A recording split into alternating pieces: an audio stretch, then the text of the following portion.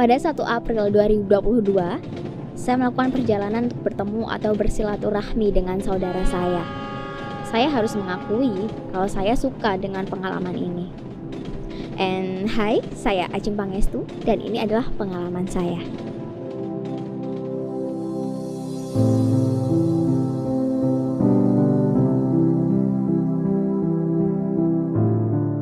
Saya memulai perjalanan menuju Pasuruan, ya, kota Pasuruan. Semenjak saya dilahirkan dari tahun 2000, baru kali ini saya akan menginjakkan kaki di Pasuruan. Tujuan saya yang pertama yaitu bersilaturahmi, bertemu dengan saudara yang ada di sini. Karena memang keterbatasan waktu, keterbatasan transportasi yang memang benar-benar jauh, membuat saya baru pertama kali setelah belasan tahun saya lahir berada di Pasuruan. Sesampai di sana, stasiun kereta api Kota Pasuruan juga merupakan warisan budaya yang dibangun oleh Stadspoorweekend pada tahun 1878. Arsitektur bangunan dengan fungsi stasiun kereta api ini tetap mempertahankan bangunan aslinya. Untuk melanjutkan perjalanan ke rumah saudara, saya menggunakan transportasi roda 3, yaitu becak.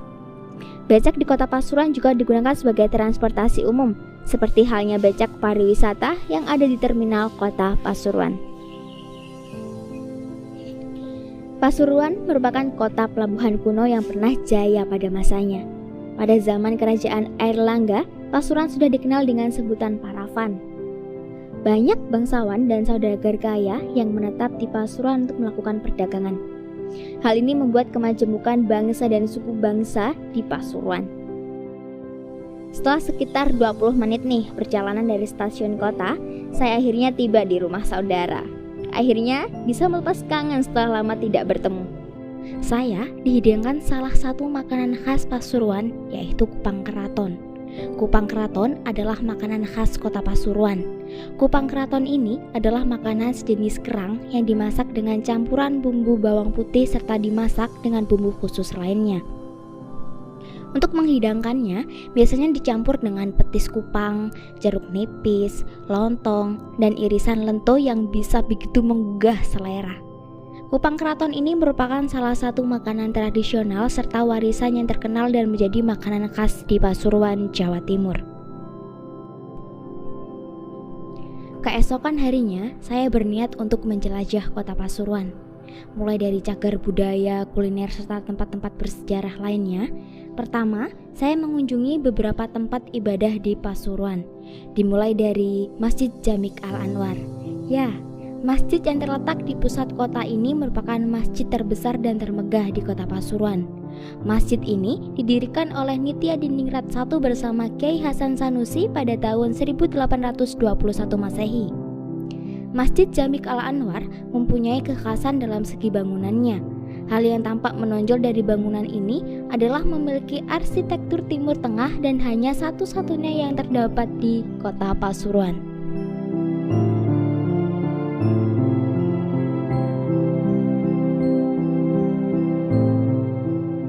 Dan di sebelah utara kota terdapat kelenteng Chu Ti Kiong. Kelenteng ini didirikan pada tahun awal-awal kedatangan orang-orang Cina perantauan ke Pasuruan sekitar tahun 1700.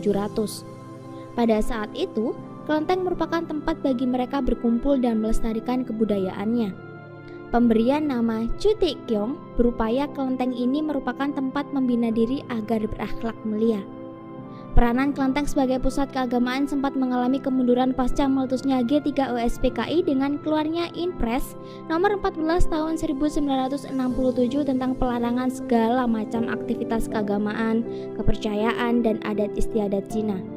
Pencabutan Inpres nomor 14 tahun 1967 pada era Presiden Abdurrahman Wahid, peranan kelenteng dapat difungsikan kembali.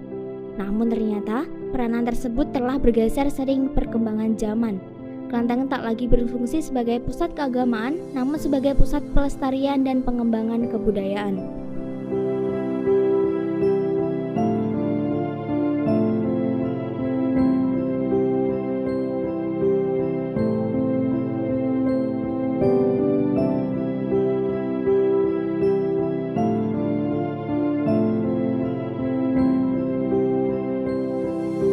Setelah itu, saya mengunjungi gereja Protestan di Indonesia di bagian barat. Gereja ini dibangun untuk mengakomodasi umat Kristiani aliran Protestan di Pasuruan. Kota ini semakin berkembang pasca Undang-Undang Gula dan Undang-Undang Agraria tahun 1830 yang memberikan izin semakin luas perusahaan swasta Eropa menanamkan investasinya di Hindia Belanda. Yang kedua, aturan membawa berbagai perubahan. Salah satunya adalah semakin banyak orang-orang Belanda dan Eropa tinggal di Hindia Belanda termasuk kota Pasuruan. Bangunan gereja diresmikan pada 15 November 1829. Pada tahun 1854, bangunan gereja ini rusak dan selanjutnya diperbaiki kembali pada tanggal peresmian 15 Agustus 1855. Bangunan ini kembali dipugar pada tahun 1810 sampai 1917 dan tahun 1989. Pada saat terjadi kerusuhan di kota Pasuruan sekitar tahun 2001, gereja ini terbakar habis. Bagian yang tersisa dari bangunan ini hanyalah bagian dinding. Akhirnya dilakukan rehabilitasi atas kondisi bangunan ini yang dimulai tanggal 22 Juli 2001 hingga 22 November 2004. Di Indonesia, tepatnya di kota Pasuruan, terdapat lembaga penelitian yang termasuk salah satu lembaga penelitian pertanian atau perkebunan tertua di Indonesia dan pernah berperan besar dalam perkembangan pergulaan dunia di paruh awal abad ke-20. Ia pertama kali berdiri pada tanggal 9 Juli 1887 sebagai Prof Station Oats Java dan merupakan lembaga penelitian tebu atau gula ketiga yang didirikan di Jawa. Setelah yang pertama di Semarang dan kedua di Kagok, Majalengka, Jawa Barat. P3GI adalah pusat penelitian gula yang dimana menjadi salah satu ikonik yang ada di kota Pasuruan. Dulu pada masa VOC, pada abad ke-19, VOC telah menyulap dari wilayah yang terkenal miskin ini menjadi wilayah yang benar-benar kaya dan jaya pada masanya. Pendiriannya kala itu membawa misi penelitian pemuliaan tebu untuk ketahanan terhadap penyakit sereh dan penanggulangan pengaruh perkembangan industri bit gula di Eropa.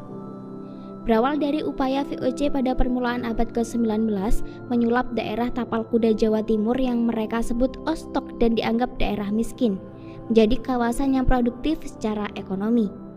Cara yang ditempuh adalah melalui pertanian dan pengolahan tebu. Akibatnya petani Jawa yang kehidupannya pada masa itu berpusat pada produksi padi skala kecil terpaksa ganti haluan menjadi pekerjaan di perkebunan tebu.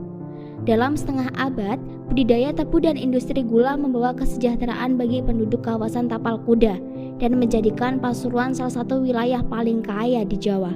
Dan sampai kini, P3GI adalah menjadi salah satu warisan budaya Indonesia di kota Pasuruan.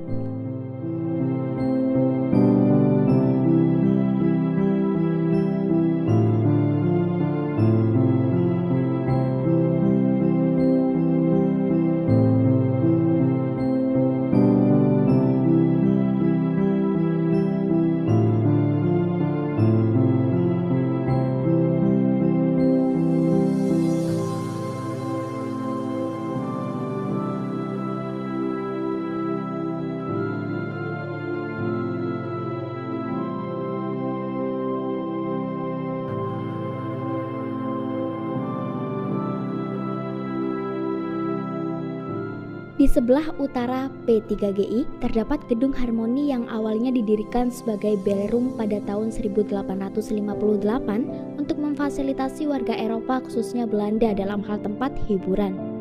Kemudian pada tahun 1921 diresmikan dan diberi nama Society Harmony sebagai ruang dansa, biliar, dan penginapan dengan dibangunnya kamar-kamar inap. Pada tahun 1947, Society ini beralih fungsi menjadi markas karena letak dan arsitektur bangunan ini sesuai dengan konsep pertahanan. Selanjutnya pada tahun 1962 kembali beralih fungsi sebagai tempat-tempat pertemuan dan pertunjukan kesenian rakyat dengan nama Gedung Rakyat. Pada tahun 1964, nama Gedung Rakyat diganti dengan YPK Untung Suropati yang difungsikan sebagai sarana pendidikan sekolah kejuruan dengan penambahan ruang-ruang kelas. Sekarang, pemerintah Kota Pasuruan tengah berupaya mewujudkan wisata heritage dengan mempercantik bangunan bersejarah Gedung Harmoni di Jalan Pahlawan, Kota Pasuruan. Di hari terakhir saya berada di Pasuruan, saya melakukan perjalanan ke salah satu candi di Kabupaten Pasuruan. Di tengah perjalanan, terdapat kuliner khas Kota Pasuruan yang akan saya makan, yaitu rawon sate komo.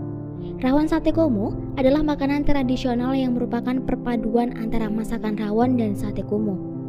Sate komo sendiri merupakan sate berukuran lebih besar yang terbuat dari bahan dasar daging sapi. Sedangkan rawon adalah masakan yang berbahan dasar dari daging sapi dengan olahan rempah yang begitu legend yang bernama kluwek dan diolah khusus, sehingga menghasilkan perpaduan rasa yang khas bila disajikan bersama sate komo. Rawon sate komo ini merupakan salah satu makanan tradisional yang terkenal dan menjadi makanan khas di Pasuruan, Jawa Timur.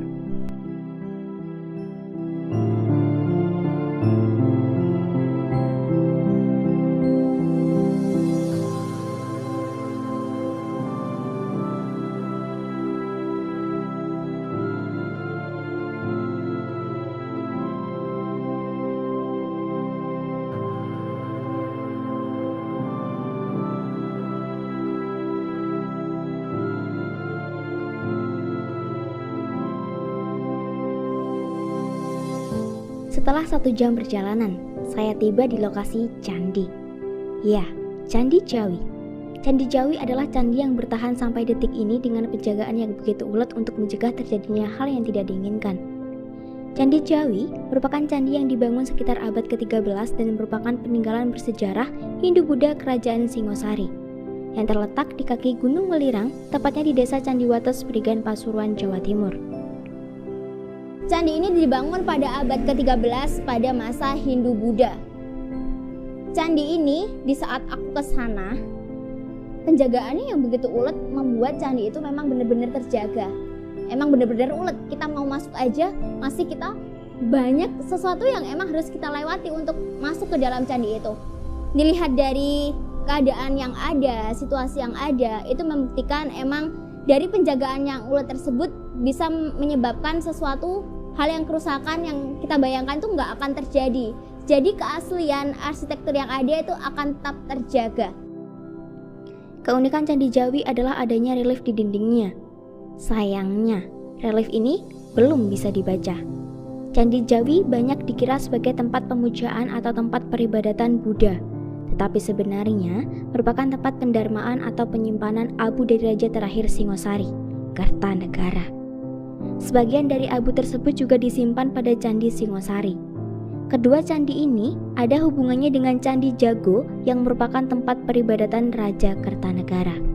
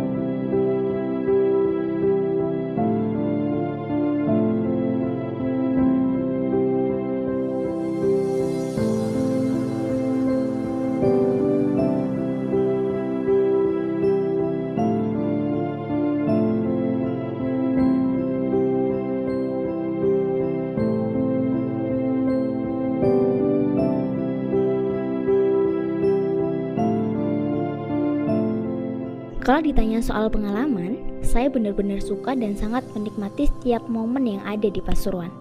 Gak hanya di kota aja, tapi juga di kabupaten itu juga termasuk juga.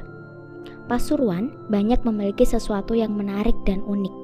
Dari situ saya banyak belajar hal-hal baru di Pasuruan.